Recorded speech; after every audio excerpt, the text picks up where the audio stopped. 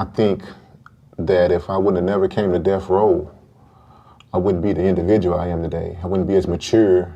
Death row didn't destroy me, it rebuilt me. Those words came from a man the state of Texas had already scheduled to die. Christopher Young believed the isolation, the concrete walls, the slow march toward execution had forced him to become someone different. He said prison stripped him of rage, that it gave him perspective, that it saved him. But before we decide whether that transformation mattered, we have to go back to the morning everything shattered. Welcome to the Execution Files. If stories about real crime, justice, and the people caught between them fascinate you, take a moment to like the video, subscribe, and leave a comment with where you're watching from. Your support keeps these investigations coming. November 21st, 2004. San Antonio, Texas. The city was barely awake. Early sunlight stretched across empty roads. Families prepared for church. Coffee machines hummed. In a modest apartment complex on the south side, Daphne Edwards started her day without knowing she was minutes away from becoming part of one of Texas's most unsettling death row cases. Across town, 55-year-old Husmoke Patel unlocked Sunshine Food Mart.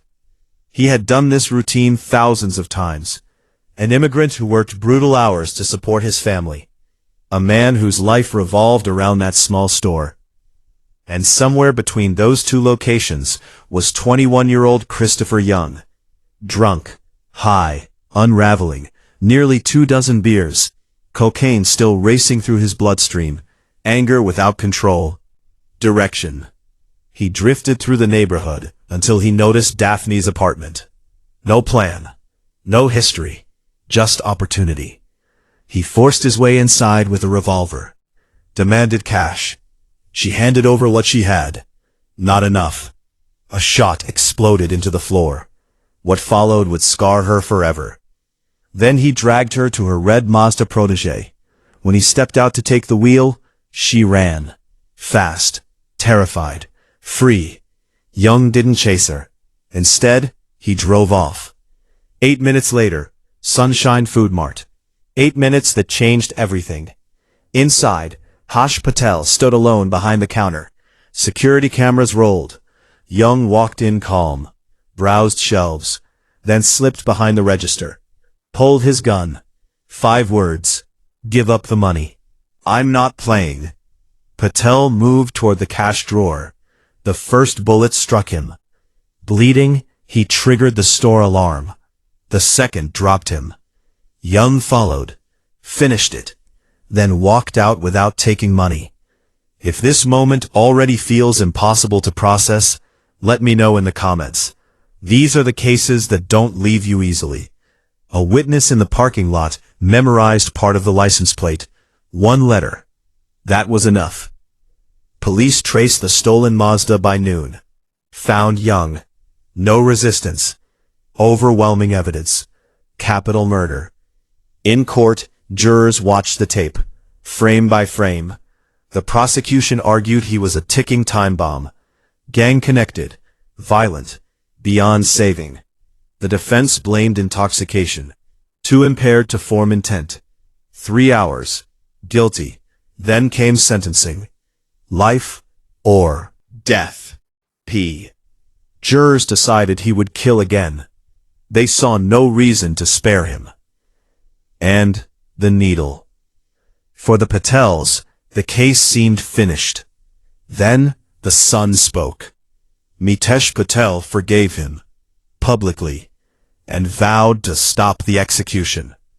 Letters, rallies, interviews, years of fighting. If you think you already know where you stand on the death penalty, stay with this story. It gets harder. Appeals collapsed. Clemency denied. July 17, 2018. Execution Day. Huntsville. Final meal. Clergy visits. Outside the prison, 2 crowds gathered, and among the abolitionists, members of the victim's family. Inside, Young was strapped down. IV lines, glass walls, witnesses, Final words: thanks, regret, love. At 6:25 p.m., he was pronounced dead. Afterward, the Patels issued a statement. He was not the same man. They spoke of mentoring youth, breaking gang cycles, redemption. And that's what makes this case so unsettling. Two realities: a brutal murder and a family who believed mercy mattered more than vengeance. So now the question belongs to you. Would forgiveness change your view? Should victims decide life or death? Drop your thoughts below. And if this story made you pause, like the video. For more deeply researched true crime cases that confront justice at its most uncomfortable, subscribe to the Execution Files. Because next time, we open another file, another execution, another story that refuses to let go. So I'm like on a collision course for death out there and not caring.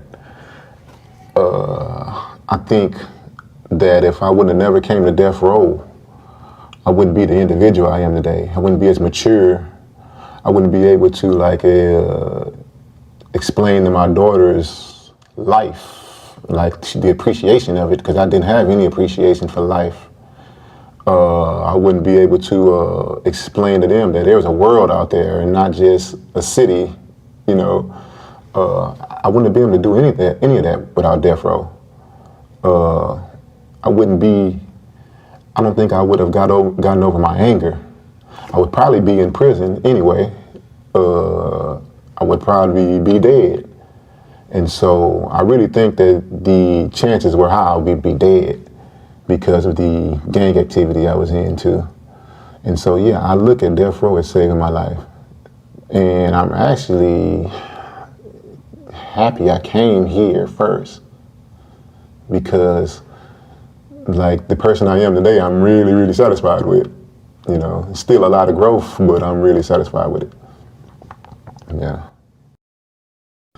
I want it to be like, I try to start a Big Brother program because I know me, where I'm from, the credibility I have. I've been in prison. Growing up where I grew up at, prison that's where you're going. And we look to go to prison. And it's kind of like, gives you a stripe, gives you some credibility. And so because I have that, I can talk to boys, get their ear, and then take them away from it. You know, take them away from the path they're on, put them on a good path. And so I really I still want to do that. If I ever had a chance, I'm going to do that. And so I just think that's what young boys need. They don't have fathers out there. They don't have brothers. Single parent houses, I think they need a man to talk to. Somebody that's going to, take them to play chess, take them to play basketball, buy them some new shoes when they need some new shoes. Take some of the stress off the mother too, right? So, yeah. When you're not, I was an alcoholic in the world. I was a bad alcoholic and a drug addict. And when you're not pumped full of drugs and you're not drunk, you have time to think. You have time to tap into your creativity. I've been painting for 5 years now. Never would have thought I'd have picked up a paintbrush. I've written 2 books. And so I've tapped into that creativity I never thought I would have if I was still on drugs. And that's kind of why, like I say, I make sure I reiterate, death row has saved my life. And I really haven't ever had a chance to really apologize to my family either. Because although I thought I was being protective of them, I really hurt them too. And so I want to apologize to them too. None of that was intentional. Of course, I had numerous family members tell me to sit my ass down somewhere and I didn't listen to them. And I should have. But I think they'll appreciate who I am now. And that's what I really want to show people, how a person can change, can grow up and mature. And so I do apologize for putting them through this stress. I hope they can appreciate where I am now. you know, kids too, my kids too. Because, I mean, they didn't want that father 14 years ago. They didn't want that father. You know, they probably wouldn't have that father anymore. And so, yeah, I want them to appreciate that. Yeah.